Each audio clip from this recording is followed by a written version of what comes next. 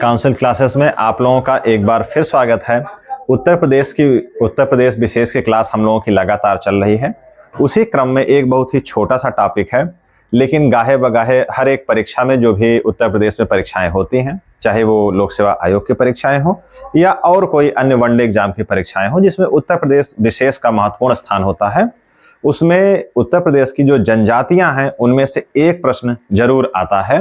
तो बहुत ही छोटा सा टॉपिक है, बहुत सारी जनजातियां नहीं हैं, जो कुछ 2, 4, 5 जनजातियां मुख्य तौर पे हैं उनको हम लोग पढ़ लेते हैं और उससे संबंधित थोड़े बहुत जो तथ्य हैं उनको हम लोग देख लेते हैं। 5-7 मिनट का ये वीडियो होगा। इसमें से एक प्रश्न आपको किसी न किसी परीक्षा में जरूर मिलेगी। और हम लोग खास करके जो तैयारी कर रहे हैं, अभी उत्तर प्रदेश की समीक्षा अधिकारी की तैयारी कर रहे हैं, उसमें उत्तर प्रदेश विशेष का महत्वपूर्ण स्थान होता है, जिसमें जनजातियों से प्रश्न चाहे भारत के क्रम में हो चाहे उत्तर प्रदेश विशेष के क्रम में हो, उनमें से एक प्रश्न जरूर आता है। तो आइए हम लोग देखते हैं जनजातियों के बारे में। उत्तर प्रदेश की प्रमुख जनजातियां कौन सी हैं, उसको हमने जो है इधर लिखा है। उससे पहले हालांकि उत्तर प्रदेश विशेष में जनगणना में हम लोग पढ़ेंगे, लेकिन जो जनजातियों का जो परसेंटेज है, जो मामला है, उसको थोड़ा सा हम लोग यहाँ पर देख लेते हैं। सीधे सीधे देखते हैं। अभी जो जनगणना लेटेस्ट की है वो 2011 की ही है, उसके बाद से जनगणना हुई नहीं है। तो उत्तर प्रदेश में जो जनजातियों का प्रतिशत है वो कितना है? 6%। कितना है? उत्तर प्रदेश में जनजातियों का जो प्रतिशत है वो 6% है। अब इसमें से जो दूसरा प्रश्न बनता है कि सर्वाधिक जनजातियों वाला जिला कौन सा है, वो सोनभद्र है, संख्या में सर्वाधिक है। उसके बाद दूसरे नंबर पे कौन सा है? बलिया है। सबसे कम जनसंख्या कहां है? बागपत में है। कहां है? बागपत में। जहां पर उपस्थित हैं वो कौन सा है? बागपत में। अगर प्रतिशत की बात की जाए तो सर्वाधिक प्रतिशत कहां है? सोनभद्र में है। किस जनपद में है? सोनभद्र जनपद में सर्वाधिक जनसंख्या और प्रतिशतता दोनों के मामले में सोनभद्र का प्रथम स्थान है। और सबसे कम हमने देखा कहां है? बागपत में। 2 जिले ऐसे हैं जहां कोई जनजाति नहीं है, शून्य है। जनजाति रहित जिले कौन से हैं? अयोध्या है और जालौन। ये 2 जिले हैं जहां पर जनजातियां नहीं पाई जाती हैं। तो ये 2-4 पॉइंट हो गए जनजातियों के संदर्भ में। अब आइए जो मुख्य प्रश्न बनता है कि कौन सी जनजातियां हैं, किस जिले में वो निवास करती हैं और उनकी संख्या कितनी है, और उनकी कुछ 1-2 प्रमुख विशेषताएं कभी कभार ऐसे पूछ ली जाती हैं। तो आइए थोड़ा सा उनके जिलों की स्थिति हम लोग देख लेते हैं। सबसे सर्वाधिक जो उत्तर प्रदेश में जनजाति पाई जाती है वो कौन सी है? थारू जनजाति। कौन सी है? थारू। तो थारू की अवस्थिति क्या है? महाराजगंज जनपद, श्रावस्ती, बहराइच और लखीमपुर खीरी। इसका मतलब ये नहीं है कि ये जनजातियां केवल इन 4 ही जिलों में पाई जाती हैं, ये और भी आसपास के इससे जो लगे सटे जिले होते हैं उनमें भी है।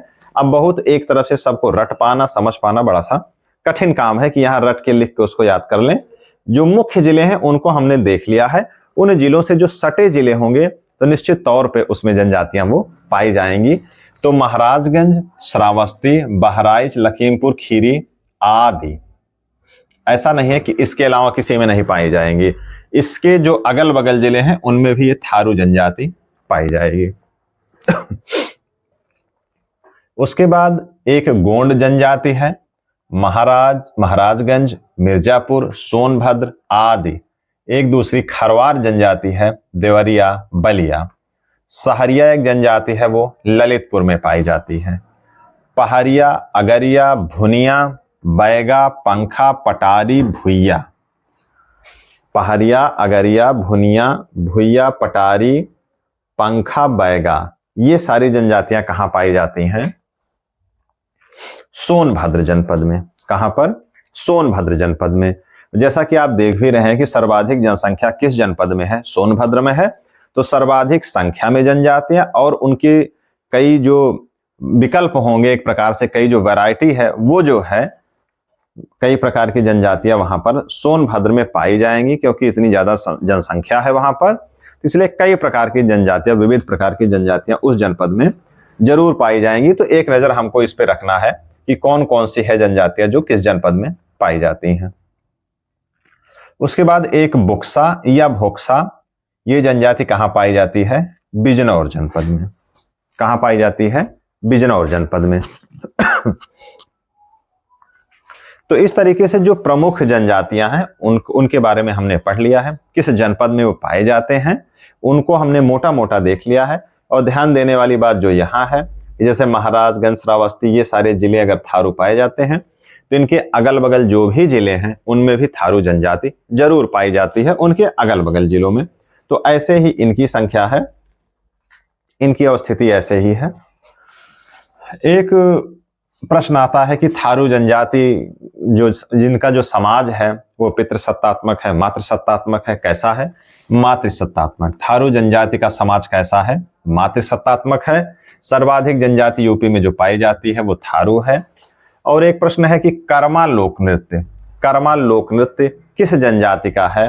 तो ये किस जनजाति का है? खरवार जनजाति का। खरवार जनजाति का है ये कर्मा लोक नृत्य।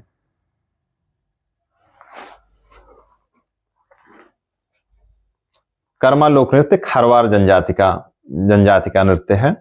और मातृसत्तात्मक समाज थारू जनजाति का है। तो इस तरीके से उत्तर प्रदेश विशेष में हम लोगों ने जनजातियों के बारे में पढ़ा।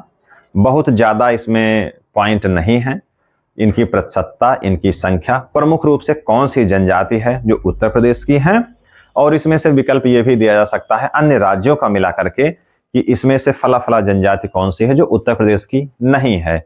ये प्रश्न आ सकता है।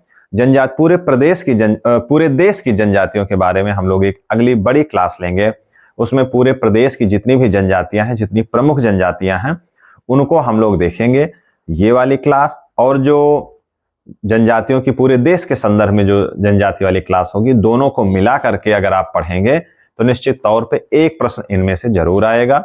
जो प्रश्न यहां बनता है वो ज्यादातर यही प्रश्न बनते हैं कि कौन सी जनजातियां किस जिले में पाई जाती है या कौन से जिले में नहीं पाई जाती है, या उनका मिलान करने के लिए दिया जाता है। केवल इतना सा ही आता है। तो 5-7 मिनट की जो हम लोगों की एक क्लास रही, तो इसमें जो है आपको महत्वपूर्ण जो जनजातियां हैं उसको हम लोगों ने कवर कर लिया है। और 5-7 मिनट का समय खर्च करने पे आपको एक प्रश्न निश्चित तौर पे कहीं ना कहीं आपको परीक्षा प्रश्न पत्र में जरूर मिलेगा। तो आज की क्लास हमारी जनजातियों के संदर्भ में, उत्तर प्रदेश विशेष के संदर्भ में आज की क्लास हमारी यहीं पर समाप्त होती है। इसके बाद हम लोग अगली क्लास कंटिन्यू करते रहेंगे। ठीक है, धन्यवाद।